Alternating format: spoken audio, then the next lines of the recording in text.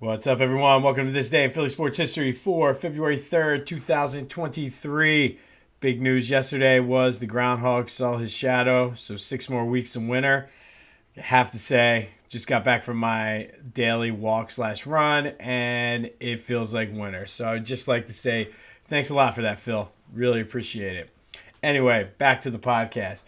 For today's Philly sports Black History moment, we're going to take it to the Sixers today, and we're going to spotlight Earl Lloyd, who was the first black player to play for the Sixers, who technically were the Syracuse Nationals back then. And he was actually the first African American to actually play in the NBA, in an NBA game back in 1950. So he did make his debut for the Nationals in 1952, which we'll get into as the year goes on when they moved from Syracuse to Philly. But in 1954-55, that was sort of his career year. He averaged 10.2 points per game, 7.7 rebounds, and was a member of that Syracuse national team that won the NBA title, which kind of technically counts for the Sixers since it is the same franchise. They just took him from Syracuse, put him in Philadelphia, so it's one of three that the Sixers franchise won. He is a Hall of Famer, and honestly, he blazed the trail for a lot of today's NBA players and stars. And depending on where you go, the numbers are different. I've seen anywhere between 70 and 75% of the NBA is African Americans. So without guys like Earl Lloyd, who knows where we'd be today. So like I said, all week or all month, we're going to be focusing on specific players, teams, moments in Philly sports Black History for Black History Month. But just want to make sure we know Earl Lloyd, who blazed the trail for everybody in the NBA, becoming the first black player to play in the NBA, as well as the first black player to play for the Sixers organization, who they were the Syracuse Nationals at the time. So good stuff with that. Shout out and thank you, Mr. Lloyd, for that. Oh, and by the way, I want to point out he is in the NBA or Basketball Hall of Fame. That was the one thing I wanted to make sure I got out there for his legacy as well. All right. The other big news, other than Phil, so Phil can shove it. I don't care about 6 more weeks in winter. The Phillies loaded the trucks, and they're on their way to Clearwater, which means pitchers and catchers in a few weeks, a couple weeks actually. So looking forward to that, defend that National League crown. This is the year that they were supposed to make that make the jump. Anyway, I'm all over the place. It's a Super Bowl excitement, man. I can't speak. But good stuff from the Phillies. It's still a little too early for the injury report for the Super Bowl. It looks like the Eagles are going to be fine. Everybody's in line to play.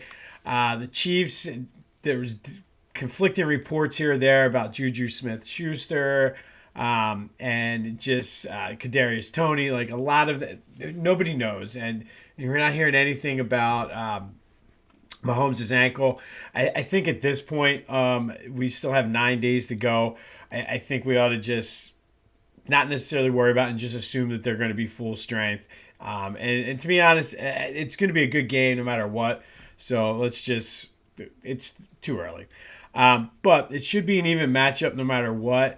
So because there's so much time, I decided to take a look back at the Eagles-Chiefs rivalry over the years. And all time, the Chiefs lead 5 wins to 4. But they first met in 1972, which was about 2 years after the merger, 3 years after the merger. And they didn't meet again until 1992, which I don't know if that's like a weird scheduling quirk with the NFL or what. I know there were different amounts of teams, different seasons and whatever. But the average margin of victory is about 9 points for these teams, and that includes the Eagles winning by 13 and 20 twice, and the Chiefs winning by 12 and 10. So what does this all mean? Absolutely nothing. We still have 9 days till the Super Bowl. What the fuck, man? Like, it means absolutely nothing. It's just good, filling, talking heads, whatever you want to call it. It's insane. And yeah, I feel like I'm all over the place today, and that's because of just the energy level, and there's still 9 days to go. But Flag Football Pro Bowl is this weekend, so we got that going for us, which is nice. Anyway, Sixers in action tonight against the Spurs. I'm anxious to see what happens. Harden was a little pissed off about not being an all-star, which I really think is going to, between him and Joe being pissed off, I think I almost can kind of see it. And maybe this is that whole new Philly mentality with the Phillies going to the World Series, the Eagles in the Super Bowl. But it's almost kind of like the stars are aligning, and Philly always does good with that chip on their shoulder. Now you got Joe and James with chips on their shoulder. We'll see how that plays out. But it's worth mentioning that he was not very happy last night when it was announced that he was not one of the reserves. So good to know. I mean, he's got something to prove, and that's, like I said, it's aligning up perfect for us. Speaking of the NBA All-Star Game, we're going to go back to 1976. And February 3rd, 1976, the NBA All-Star Game was played in Philadelphia in the Spectrum. It was the third, or it's one of three times the game was played in Philly. It was played in 1960, 1970, and 2002, I should say, one of three other times it's played. So it's been played in Philly four times. Originally, that 2002 game was supposed to be played in 1999, but because of the lockout, it was canceled.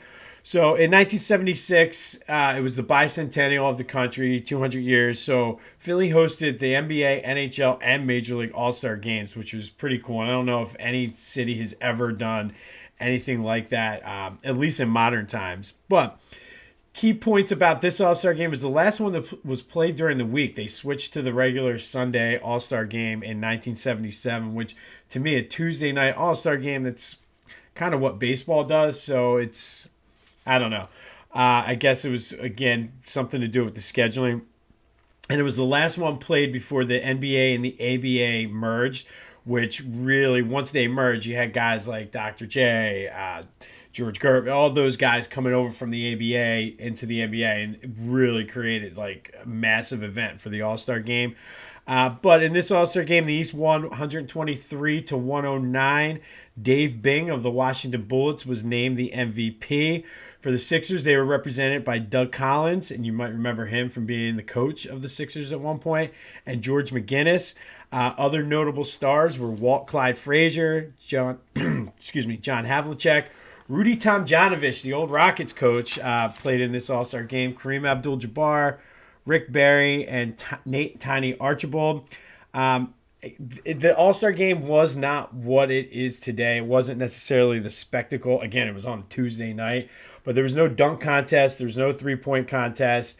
That didn't come in until like the mid-'80s. I think 84 was the dunk, and then a couple years later was the three-point contest because they didn't even have a three-point line back then. So just definitely not the event it is today. And I will say it is fun to watch all the All-Star festivities and everything like that. But if it's going to serve as a motivator for James Harden not to be selected and Joe to not be a starter, then you know what? Whatever it takes, we're all about championships right now. And again, it's odd to say that, and it's still weird for me to say not only we're in the Super Bowl for the second time in 5 years, we've won our last Super Bowl, we were just in the World Series. I think the tide is finally starting to turn in Philly. I've been telling you since last fall, new Philly, but here we are. But speaking of new Philly, go check out Back to the Future. New episode dropped last night. For the Super Bowl, we talked a little bit about that last Super Bowl run and what had changed from that Super Bowl run until now. We focus a lot on Carson Wentz and try to figure out what broke Carson Wentz. So give that a listen and a follow wherever you get your podcasts. Like and subscribe to the YouTube channel. But I look for James to have maybe a triple-double tonight if you're betting. But go Sixers, go Birds. Shout out to Earl Lloyd. Go have yourselves a Friday. And until next time, I'll see you when I see you.